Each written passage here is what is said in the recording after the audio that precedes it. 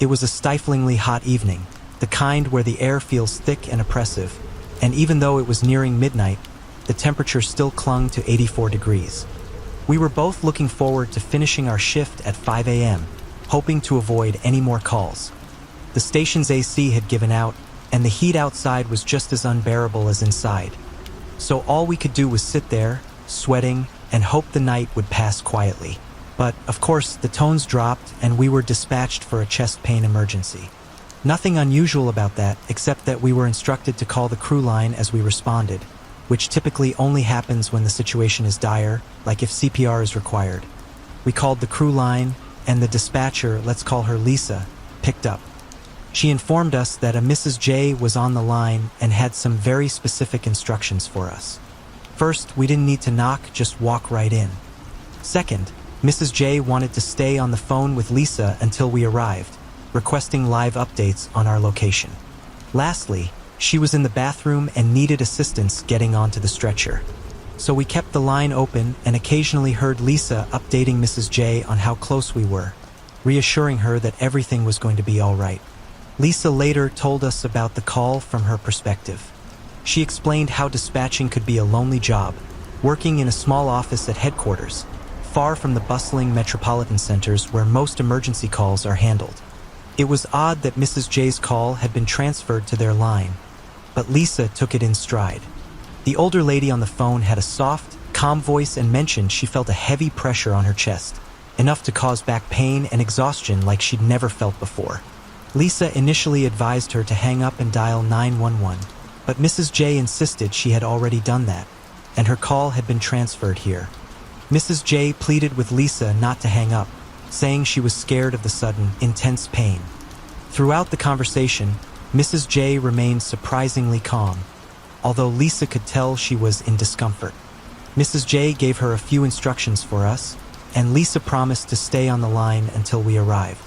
Despite everything, Mrs. J kept a light-hearted mood, even cracking a few jokes about how embarrassing the situation was and how she'd surely have an interesting story to tell at church. She expressed confidence that she'd be all right, placing her trust in a higher power. Lisa admired Mrs. J's attitude, especially given the situation. By the time Sam and I arrived, Lisa had kept Mrs. J updated about our proximity. She mentioned how grateful Mrs. J was for the assistance and how much she appreciated not being left alone during a frightening experience. The call ended about 20 minutes after it began, and we hung up as well after we reached the scene. When we pulled up, the house was a modest, well-kept little place, standing out in a peaceful neighborhood with a vibrant garden. We followed Mrs. J's instructions, walking straight up to the door, but still knocked out of courtesy, announcing our arrival. A faint voice responded, inviting us in. The house was small, cozy even, with a warm and welcoming feel. It reminded me of visiting an elderly relative, the kind of place where you feel immediately comfortable, even unannounced. The first thing that caught my eye was the TV, playing infomercials on a local news channel. In front of a small chair was a folding table set up with breakfast eggs, toast, sausage, and a cup of coffee. It had clearly been there for a while. The yolk of the eggs dried up. The whole house had a lived-in, peaceful feel to it. Sam and I looked around for a phone, seeing a charger but no device. We made our way to the bathroom, knocking gently and calling out for Mrs. J again. When there was no answer, we opened the door. Inside, we found her on the floor in her bathrobe, one hand clutching her chest and the other holding a landline phone. Her face looked serene, almost peaceful. Sam and I immediately moved to help her, but as soon as we touched her, we knew she was gone. Her body was rigid, and signs of rigor mortis had already set in. We carefully set her back down, stunned. Just moments ago, Lisa had been talking to her, but by the time we arrived, there was nothing we could do. We went through the motions, checking for any signs of life, but it was clear she had passed some time earlier. After confirming the death, I called Lisa and asked if she was sure she had been talking to Mrs. J. She confirmed it and redialed the number, and that's when things got eerie. As the phone rang, the sound echoed from Mrs. J's hand. Sam and I exchanged looks, realizing she couldn't have made that call.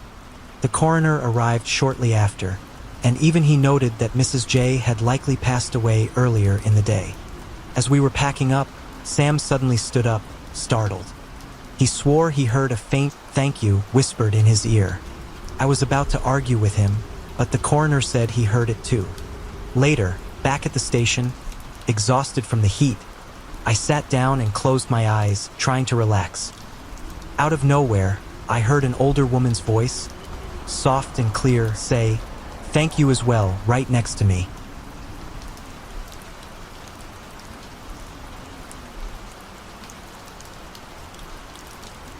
This is probably the scariest experience I've ever had. Every time I think about it, I get chills, and I can't help but worry that it might come back for me one day.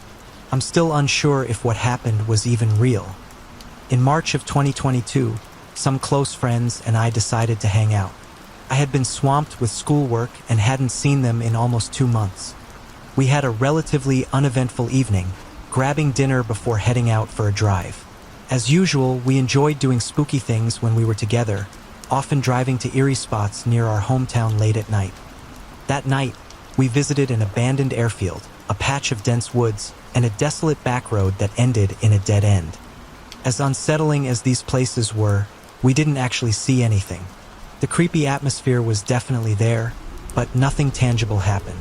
We tried to scare each other for fun, but there was no real fright. This disappointed us since we had hoped to experience something more exciting. Little did I know that was the last time I would wish to see something out of the ordinary. It was almost midnight, and we were winding down in the car, driving around before heading home. We always took one car to these outings. One of my friends, let's call him Alex, commented that the night had been a letdown and that he wanted to witness something truly frightening.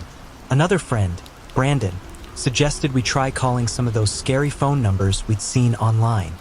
We had done this before without much luck, but with the night almost over, we figured we had nothing to lose. We searched for a few numbers, mostly from online forums like Reddit. Unsurprisingly, none of them worked. I can't remember how many we tried, but it was at least 5, and none of them produced anything. Feeling a bit defeated, Alex mentioned finding another number.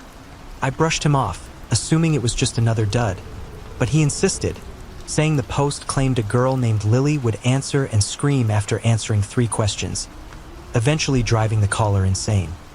The post itself wasn't what caught our attention, but rather a comment stating that although the number didn't work when called, it called the user back. That intrigued us, and Alex shared the number. We decided to call it despite some of our friends, like Mark and Eric, wanting nothing to do with it. They weren't fans of paranormal stuff and didn't want to tempt fate. We pulled over so they could get out of the car, leaving me, Alex, and Brandon. Although I was curious, I was too scared to use my phone to dial, so Brandon was chosen to make the call. To our disappointment, the line rang but ended with a message saying the number was disconnected. We tried a few more times with no luck. Feeling let down, we picked up Mark and Eric and decided to call it a night.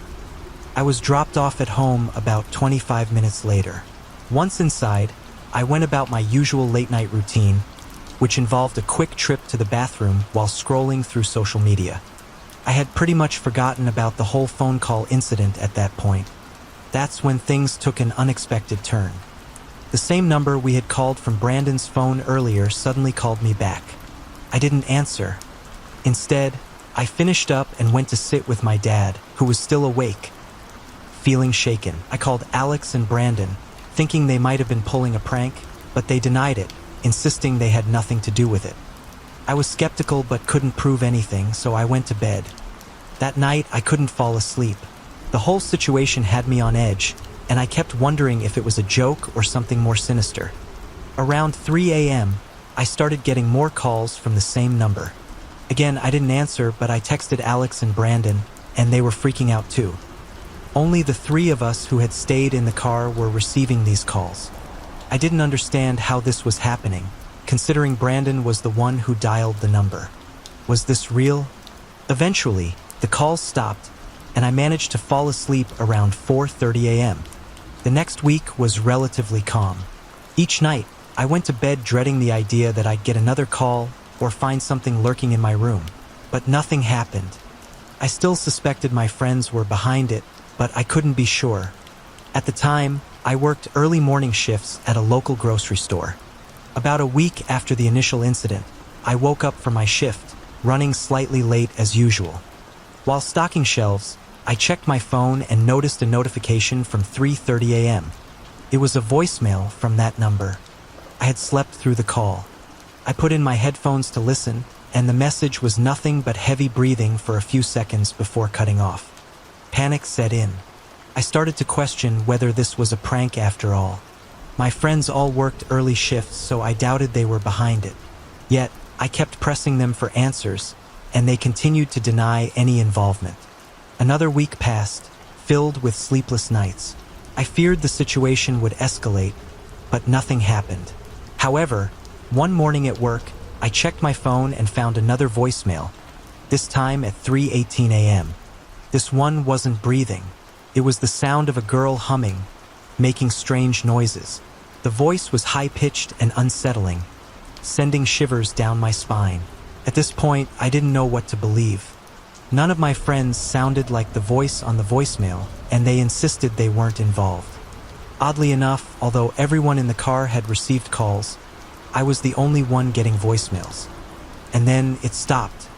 It's now almost November of 2022, and I haven't received any more calls. None of my friends have owned up to any pranks, and they haven't received any more calls either. To this day, I don't know if this was some elaborate joke or something supernatural. But one thing's for sure, I'll never mess around with those so-called ghost numbers again.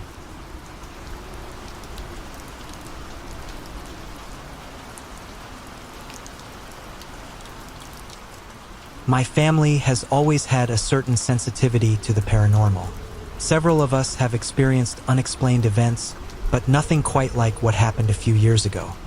It was the year 2000, and while the world got through Y2K unscathed, my great-grandmother sadly passed away. A few months after her death, we started receiving phone calls every few days from a strange number that appeared on caller ID as 10 zeros. Whenever we answered, all we could hear was a constant white noise, like the static from a TV on a channel that wasn't coming through. At first, we thought it was just a glitch with the phone lines and didn't pay much attention to it. Still, for some reason, we always answered when it rang. For those unfamiliar with that time, the year 2000 was very different from today. Cell phones were still new, and most households had landlines.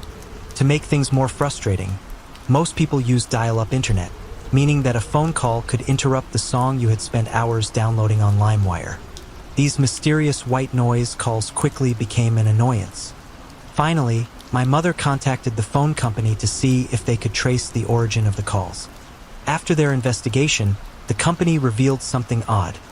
The calls were coming from a payphone, but this wasn't just any payphone.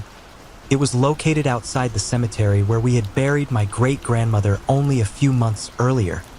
Even more bizarre, the payphone had been disconnected from service a couple of years before and shouldn't have been able to make calls at all. For my family, this was all the confirmation we needed. We believed it was my great-grandmother reaching out, so whenever the calls came, we spoke to her as we always had in life. The calls continued for around 2 years. At the time, I lived in an area where tornadoes were rare, but when they did occur, they were often very destructive. One night, a tornado passed through the neighborhood, causing significant damage. Fortunately, our home was spared. Shortly after the storm had passed, the phone rang again. But this time, my mother claimed she could hear my great-grandmother's voice, asking if we were all okay. My mom assured her that we were safe, and after that, the calls stopped. We hoped this meant she had found peace, knowing we were all right. 10 years later, both my grandparents had passed away and were buried alongside the rest of our family. My mother decided to move into her parents' home. At that time, I was living with a boyfriend, and we decided to visit the cemetery so I could introduce him to my grandparents. After I got back into the car, I checked Facebook and saw that just 2 minutes earlier, my mother had posted a photo of the phone showing the same phone number with 10 zeros. She wrote that, after so many years, she was hearing from the other side once again. I called her immediately, panicked because I had just been standing at their graves when the call came in. My only explanation is that my family didn't care for my boyfriend and wanted to make that clear, even from beyond the grave. That was the last call we ever received, though it wasn't our final paranormal experience. To this day, we still keep the same landline number, just in case they need to reach out to us again.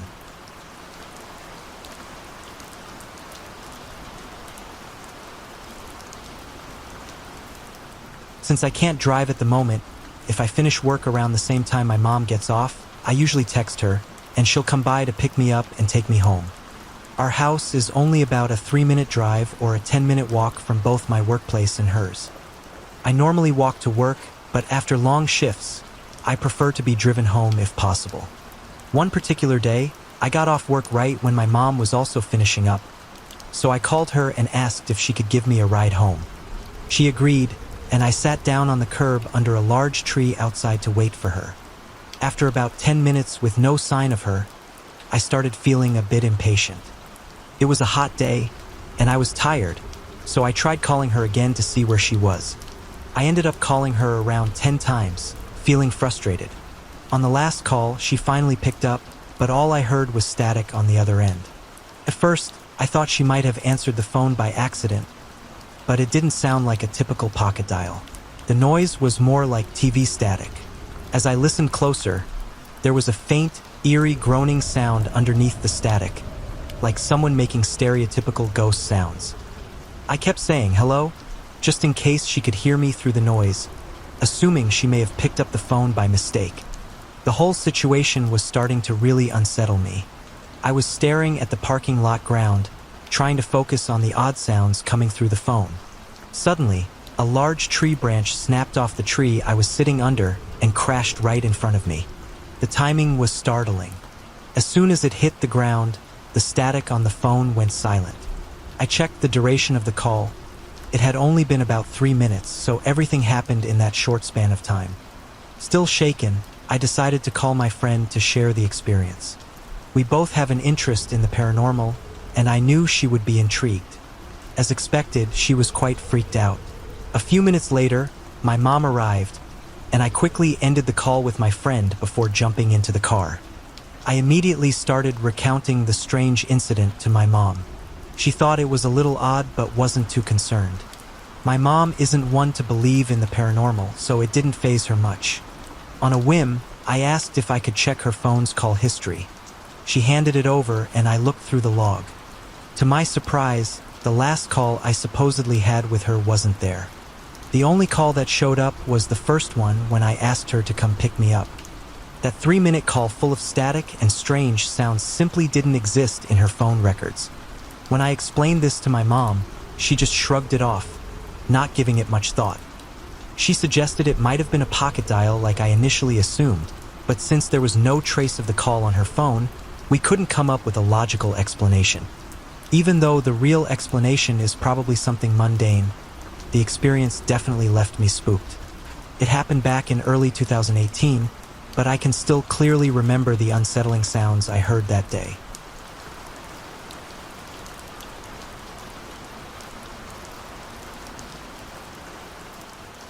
A few nights ago, I was on shift when the phone at the nurse's station rang. It was around 12:30 a.m., and the caller ID displayed something I hadn't seen before. It just said, "Unavailable." I picked up the phone, and for the first few seconds, all I could hear was a faint, crackling sound. Then, a hushed voice came through, asking in an urgent whisper, "Is my mother there?" Caught off guard, I hesitated for a moment. The voice repeated the question, this time sounding a little more desperate. I asked who their mother was and if they knew what room she might be in. The voice gave me a name and said, "I think she's in room 37 or somewhere near there." By this point, the situation had started to unnerve me. The whispering continued, and I couldn't determine whether the caller was male or female. The tone grew more frantic, as if the person was speaking quietly to avoid being overheard, and that eerie crackling sound persisted in the background. I asked if everything was all right and mentioned that I was struggling to hear them clearly. I asked why they were whispering. The voice responded by saying they needed help to find their mother, asking if I could assist them. But then, the line suddenly cut off, leaving me with a dial tone. I felt a chill run down my spine. My coworker, who had been sitting nearby, was staring at me, wide-eyed, and later told me I looked terrified. I checked our unit's list, but there was no one admitted under the name the caller provided. I even searched the hospital's entire census. Still nothing. I shared the story with the charge nurse, asking if she remembered anyone with that name being recently admitted. She didn't, and together we reviewed records from the past few weeks, including patients who had passed away. There was no match. She suggested it was probably a prank, but I haven't been able to shake the feeling since. Logically, I know it's likely someone just playing a joke, but the whole thing felt off. Why would anyone go out of their way to prank a nurse at 12:30 in the morning? The number to the nurse's station isn't even publicly listed. People need to call through the hospital's main operator or be given the direct line. And the room number the caller mentioned corresponded with rooms on our unit. Could have been a lucky guess, but the whole thing feels strange. I'm used to taking calls from worried family members, and I can usually tell when someone's genuinely upset. This call felt different. The sense of urgency in the voice seemed real, and it left me on edge for the rest of the night. Even now, it still makes my skin crawl when I think about it. I spent the rest of my shift avoiding the phone, and for good reason.